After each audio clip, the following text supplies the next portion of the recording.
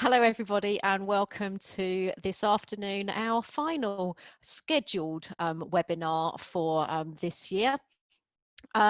So yes, we're going to be talking today about supporting children to produce quality science writing. And we're going to get straight on today. And I would like you to post your thoughts. I'm going to go straight to you on quality science writing. Is it important? What are your thoughts on that? Why is it? If you believe it is important, yes, then why is it important for children to produce some quality science writing? Okay, thank you. If you're still posting, do carry on typing. That's absolutely fine. Yes, it does depend on the age of the children. We're clearly not going to be expecting our early years children, and depending on the children you've got, children in year 1 or possibly even going into year 2 may struggle with writing.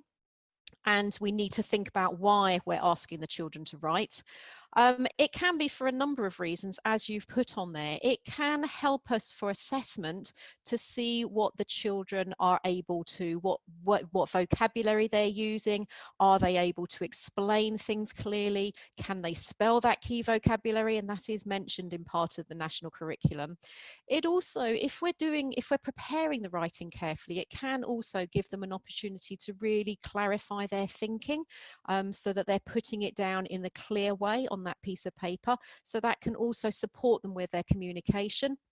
So it's a combination of helping the children to learn and embed that knowledge and the vocabulary, but also it can give us a window into their thinking and can help with our assessment. But that will be dependent on the level of the children's competence with writing.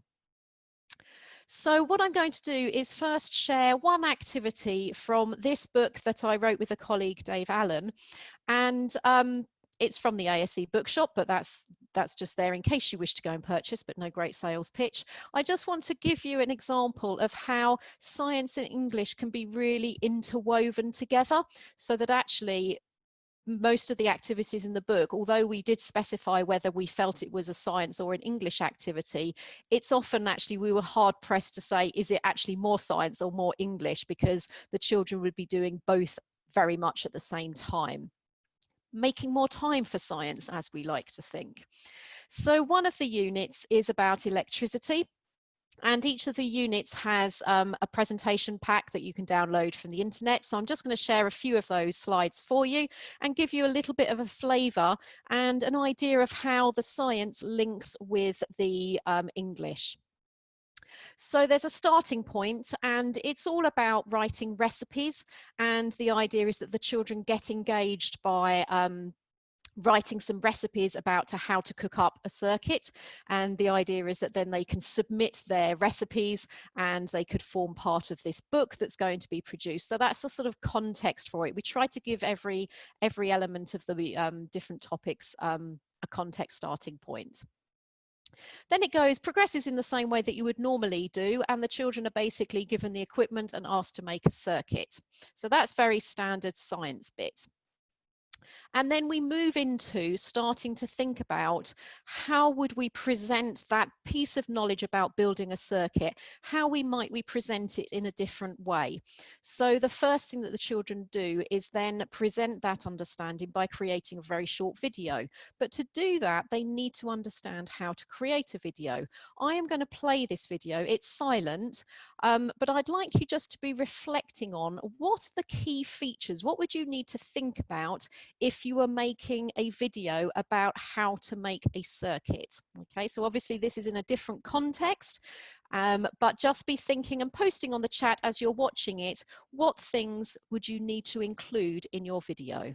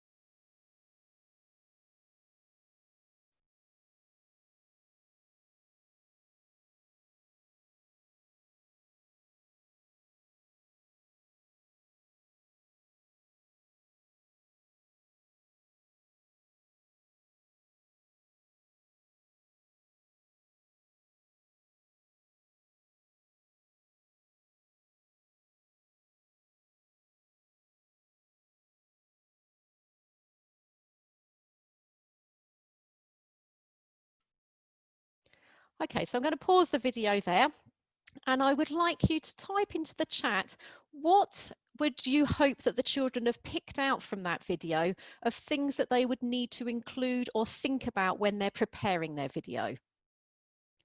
Okay, so we'd need to know what the ingredients are. We need to know the quantity of things, the steps.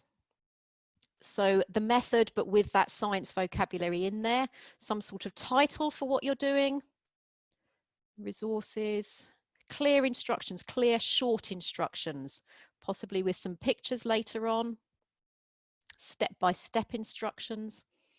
Oh, and then we've just got there that imperative terms, the sort of language that we're going to be using as well, and any safety tips. Okay, so lots of good points that you've made there. And what we've got on the next slide is pretty much most of the things that you've covered there.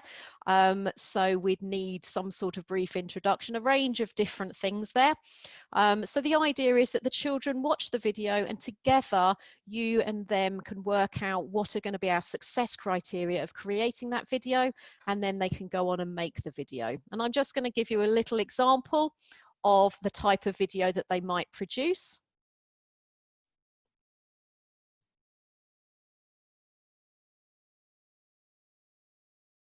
So you can see here we've got our ingredients. They're the two crocodile wires, the bulb and the bulb holder, and the battery and battery holder. And now we've got our bossy language telling us what to do.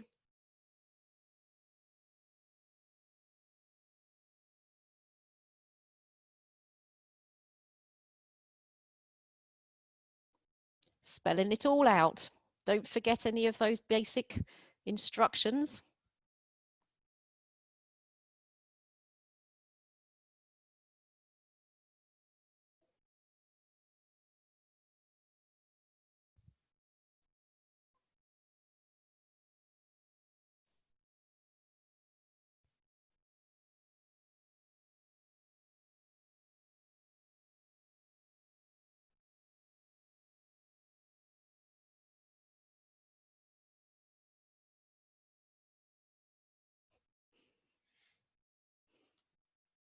Okay, so the children have now made their instructions, and at that point it would be good practice for the children to watch each other's videos and comment on whether they're easy to follow, whether all the steps have been included, whether anything's been missed out.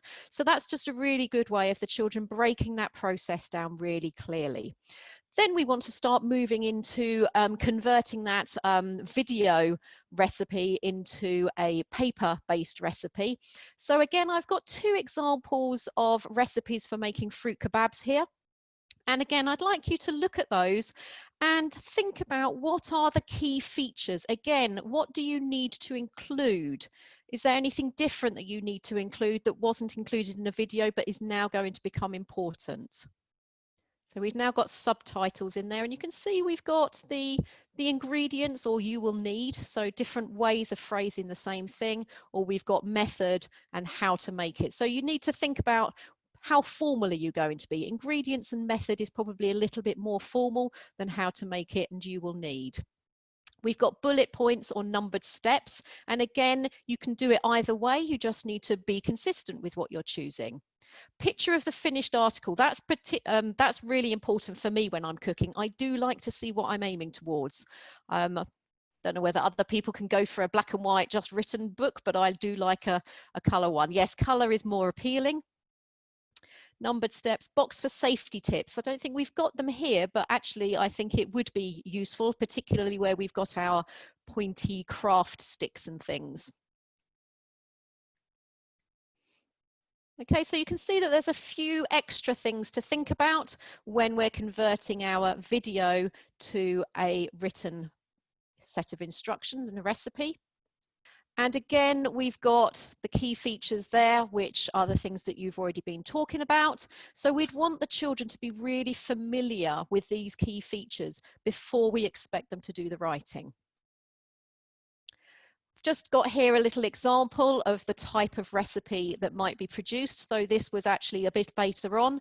They've made a circuit with a motor with a fan attached to it. And again, we've got the you will need, we've got the method, which is nicely numbered bullet points there. With those bossy language, the imperative stuff. And you'll notice there's just that little asterisk where it says 2 wires, you will need 2 wires. And then there's a little bit added at the bottom. If allergic to wires, they can be replaced with another conductor like tin foil. So this activity has actually been adapted. So they made the initial circuit, and then after exploring and finding out what other conductors could be used instead of the wires, they've gone back and edited that recipe to show that additional extra bit of information. I like that bit as well. That's my favorite bit. So I just like to get you to think about, are there other areas of the curriculum that you have used writing instructions as part of your science?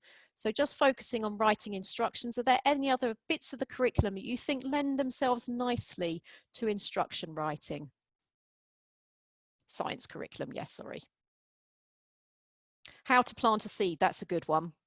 And that can almost be part of creating a seed packet, can't it? You may have done that, where we get a nice picture on the front of what they're hoping, how to build a mini beast hotel, how to make a compass, year 3 magnets, how to separate materials in year 5. That's a really good one. So they can see that process, thinking about the order that they're going to do things. How to make a lava lamp. And particularly when you also add little bits of information to explain how something works. Quite often recipes have that little bit of extra information about if you haven't got allspice, what could you make it from? So that's quite nice. How to grow a plant from a leaf. So yes, thinking about the year 5 curriculum of taking cuttings from different parts of plants and that sort of thing. So you can see that there's actually quite a number of areas of the science curriculum where writing instructions could well form a useful part. Sorry, I missed out how to keep a cup of coffee warm. That's another one in there as well. So you can see that different types of writing can be useful for different areas of the science curriculum.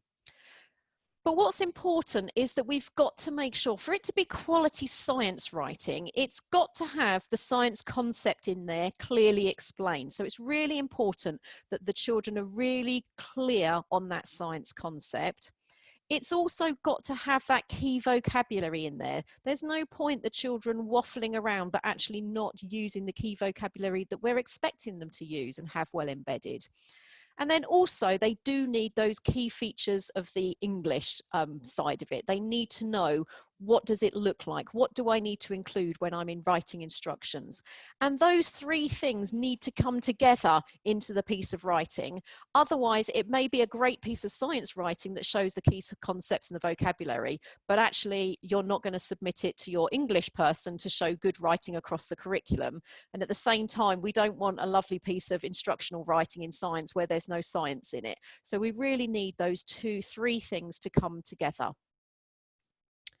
So what I'd now like you to think about are different types of writing that you either teach or perhaps you use in your everyday life. So we've just talked about instruction writing so far. Just very quickly, bang as many ideas on the chat as you can of different types of writing.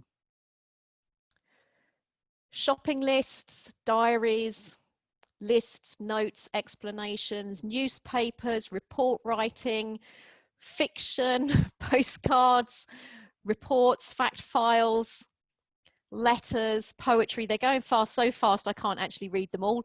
Emails. Perfect. I'm sure you've had an opportunity to look at all of those.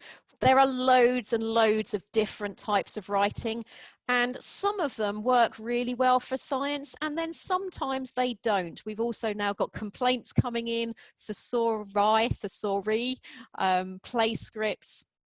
So I'm just going to share a few pieces of children's writing with you, just to give you a little bit of a flavour of how different types of writing might be used. So here we've got a What Am I riddle by a year 1 child. I'm orange, I'm bumpy, people grow me, people use me for Halloween. And then you'd know, what am I? I'm a pumpkin. I'll just let you read some of that to get a little bit of a feel for this diary entry.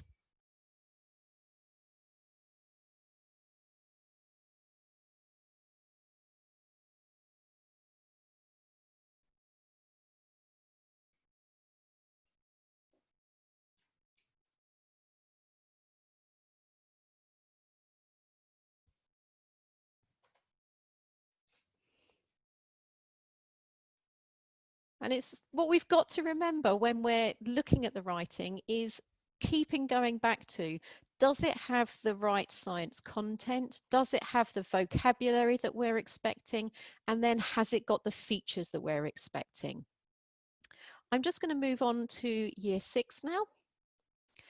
This I found was quite an interesting idea, was the job description of a heart.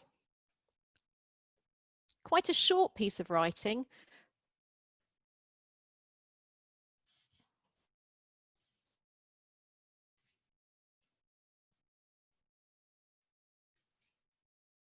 But it's a different way of getting the children to think about it. Coming to the digestive story now. I'm going to pull this one apart a little bit more. Lovely, Jessica, your big fuzzy balls. I love it. I'm going to give you a chance just to read this year 4 story. I just typed it out so that it would be easier for you to read.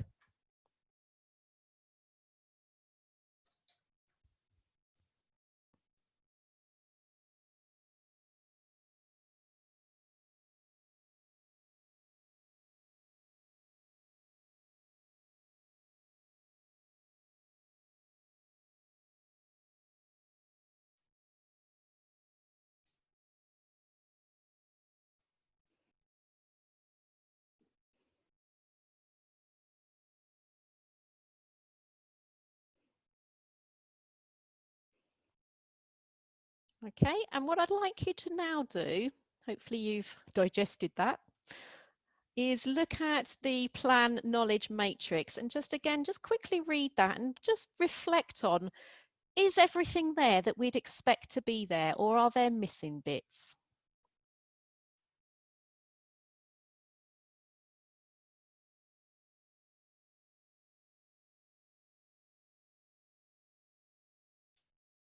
If you'd like to type on the chat anything that you feel is missing from that piece of writing. Okay, so chemicals in the stomach. I can't remember whether they talked about the chemicals. They did talk about the acid. The types of teeth is definitely not mentioned. They just talk about the teeth. Stomach, the detail and the water and the nutrients being moved. Yeah, that's a clear bit that is missing. And I'm going to go on and give you an insight as to why that possibly got missed.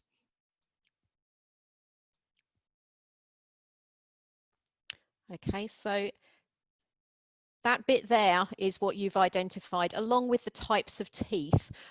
They haven't talked about where the water is absorbed and where the nutrients absorbed. And for me, that's quite a key part of the job of the small and the large intestine.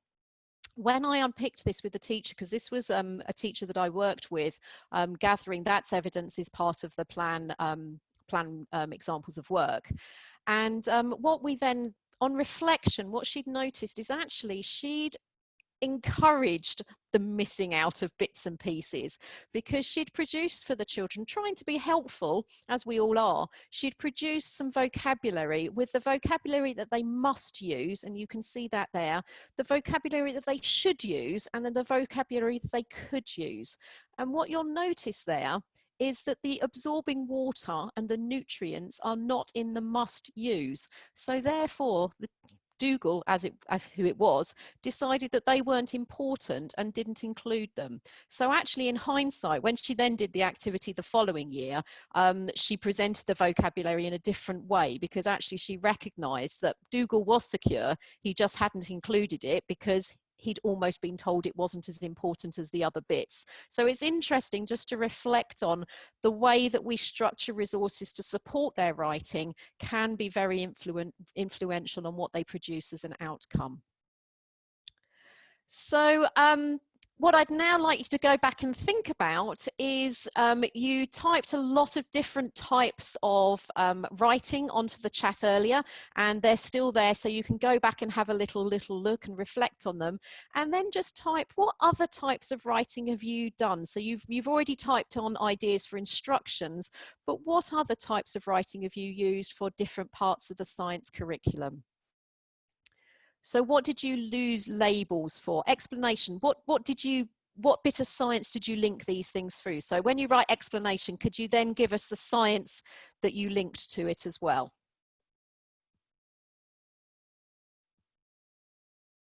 Thank you. So labeling parts of the plant.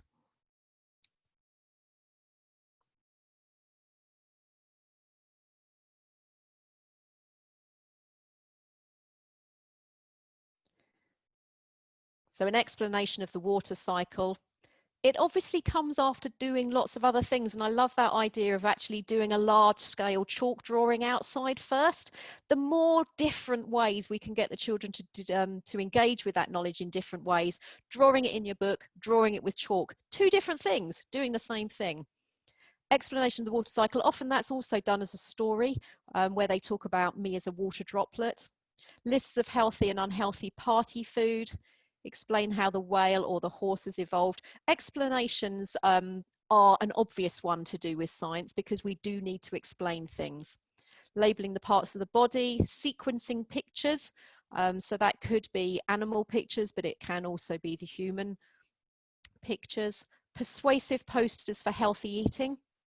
There's probably other aspects of where persuasive writing might be useful, if you can think of any more about that. Life cycles diagrams.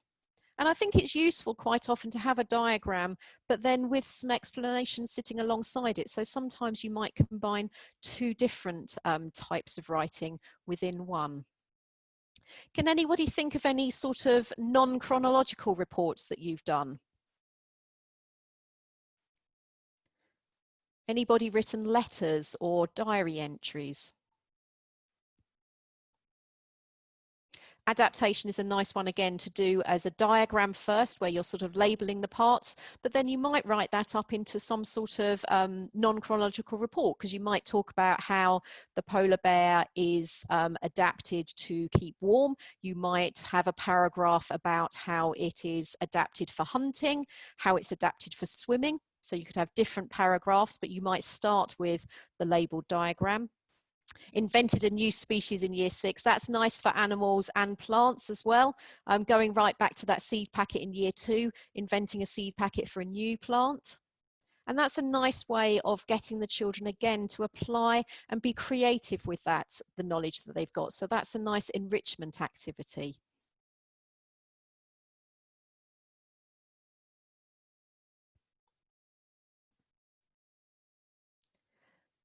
Okay, so in EYFS, sentences based on observational features and remembered facts.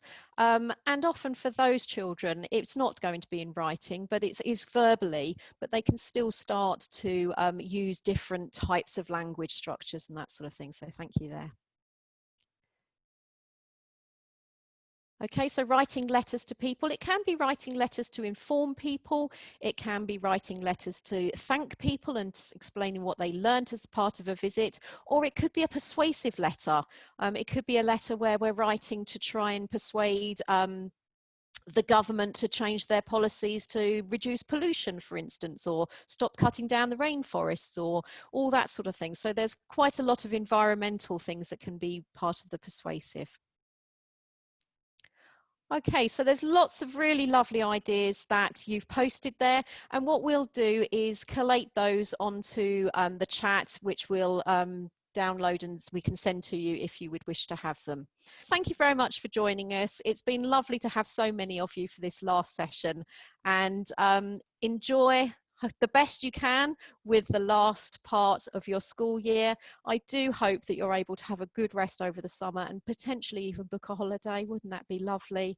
And you will return nice and refreshed into September with whatever that brings with it. So thank you and goodbye.